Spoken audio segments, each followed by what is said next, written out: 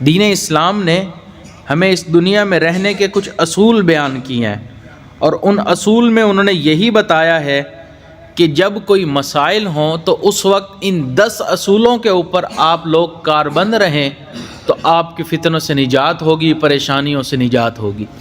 قرآن مجید میں ہمیں بتایا گیا، پہلا حکم جو شریعت دیتی ہے وَلَا يَغْتَبْ بَعْضُكُمْ بَعْضًا، کہ تم میں سے کوئی کسی دوسرے کی غیبت نہ کرے۔ اب غیبت کرنے سے منع کر دیا گیا۔ اب غیبت کہاں سے ہوتی ہے؟ زبان سے ہوتی ہے نا۔ نبی علیہ الصلوۃ والسلام نے فرمایا الغیبۃ اشد من الزنا، غیبت کرنا زنا سے بھی برا عمل ہے۔ اب آپ بتائیں کہ کتنی بری ہے غیبت کرنا۔ یہ زبان چھوٹی سی ہے، جرمہ صغیر و جرمہ کبیر، یہ ہے تو چھوٹی سی لیکن اس سے بڑے بڑے جرم ہو جاتے ہیں۔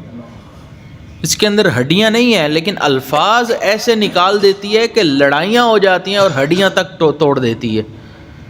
تو اس لیے اس زبان سے انسان، کتنے ایسے لوگ ہیں جو جہنم کا ایندھن بنیں گے۔ نبی علیہ الصلوۃ والسلام نے فرمایا کہ میں نے خواتین کی اکثریت جہنم میں دیکھی۔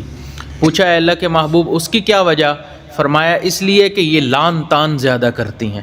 اب لان تان کہاں سے ہوتا ہے؟ زبان سے ہی ہوتا ہے نا، چونکہ زبان قابو میں نہیں رہتی، اس وجہ سے پھر جہنم کا ایندھن بنتے ہیں۔ تو ہمیں چاہیے کہ ہم اس زبان کو اپنے قابو میں کریں، اور اس کا اصول بتایا الغیبۃ اشد من الزنا، کہ غیبت زنا سے بہتر ہے۔ اس لیے شریعت نے کہا کہ ولا یغتب بعضکم بعضا، تم میں سے کوئی دوسرا کسی دوسرے کی غیبت نہ کرے، اس کی کوئی برائی بیان نہ کرے۔ ایک شخص نے کہا کہ اے اللہ کے محبوب اگر وہ برائی اس کے اندر موجود ہو، فرمایا یہی تو غیبت ہے۔ اگر برائی موجود نہ ہو وہ تو پھر بہتان ہوتا ہے۔ ہم بعض دفعہ بات کرتے ہیں نا کہ اس کے اندر تو یہ برائی موجود ہے نا تو لہٰذا یہ غیبت نہیں۔